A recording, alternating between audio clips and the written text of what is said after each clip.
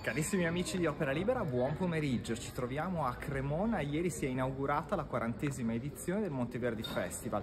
Questa sera proseguono gli eventi. Ci troviamo non al Teatro Ponchielli ma al Museo del Violino e abbiamo l'onore di avere con noi il protagonista del concerto di questa sera, Bruno de Sá. Carissimi amici, buon pomeriggio.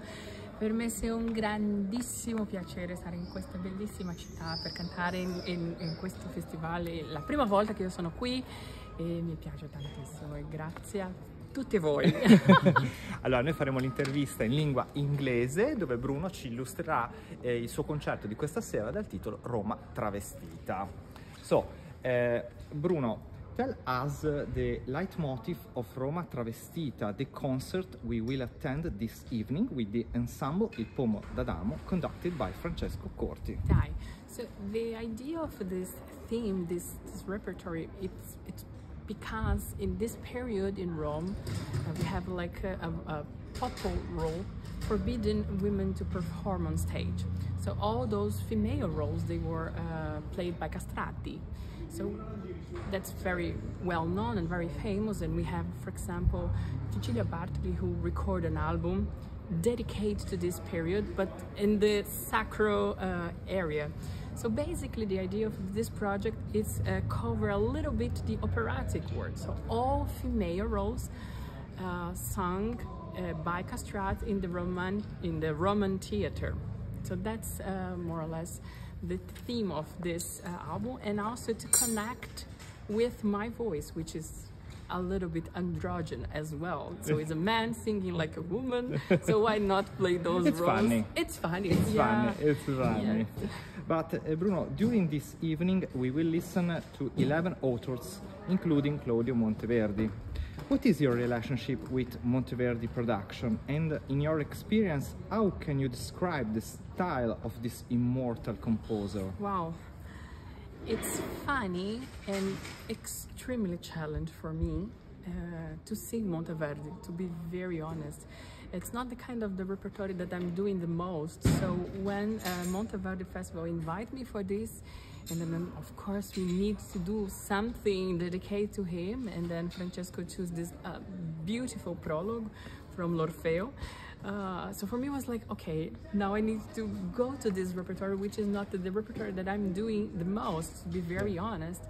But then going to this, I could connect with this magnificent composer, and singing this here in Cremona is even more special.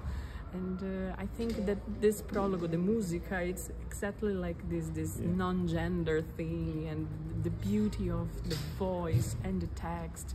And then for sure he is the most important guy for the opera, you know?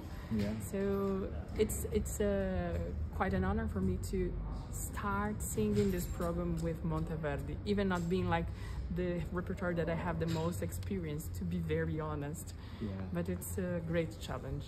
And it's an honor for us to listen your Monteverdi's aria this evening.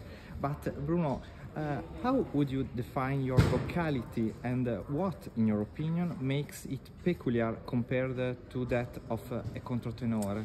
So it's just two different voices. Doesn't mean that controtenor or male soprano are better or worse. It's just different. It's like you cannot really compare mezzo soprano to soprano. It's two different voices, right? So controtenors, they are in their modal voice, as we call, either tenor or baritone, who develop the head voice, achieving the region of mezzo soprano, for example. In my case, my voice is naturally like that. I'm not a tenor. When I was a teenager, my voice didn't really change just a little bit and get more body. So that's the first difference. And then we also have the difference with the passaggios, which are different. My passaggio, they are exactly both primo passaggio and secondo passaggio, they are exactly in the same spot as female soprano voice. Yeah. So that's the main difference. But at some point we do the same repertoire, but it's two different voices. Okay. In recent years, there has been a rediscovery of the Baroque repertoire.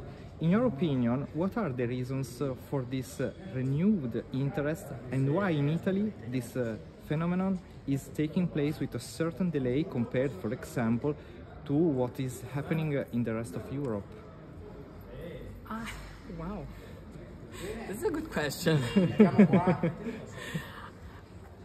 Maybe I'm totally wrong, okay? So that's my opinion, and I'm not sure if it's right or not, but I think that it's related to the passion of Italian people by the romantic repertory, which is also my passion. Yeah.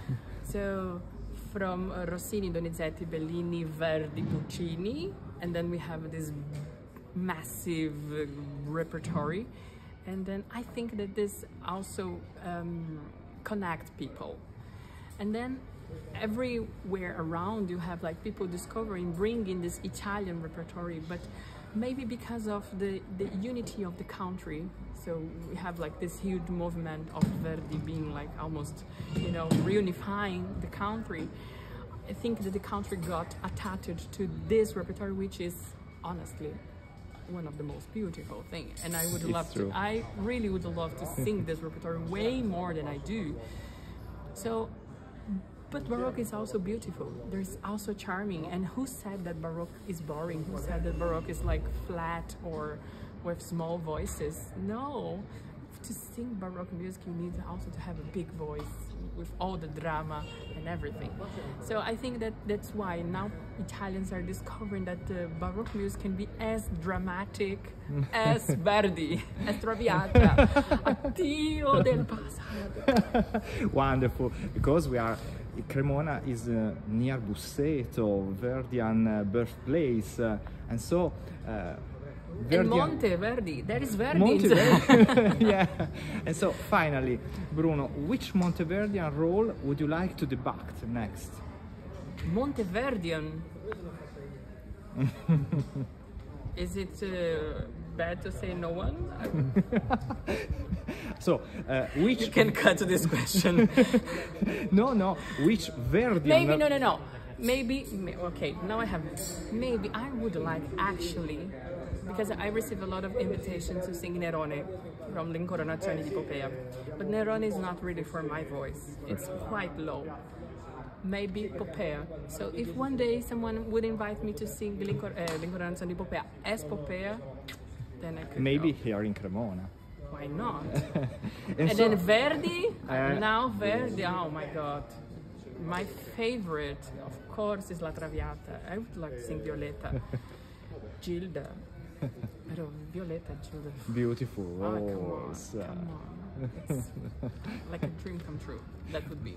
Bruno, thank you very much for this interview, e diamo appuntamento a tutti gli amici di Opera Libera e non solo questa sera, sì, Museo del Violino. Questa sera Museo del Violino alle 28:30.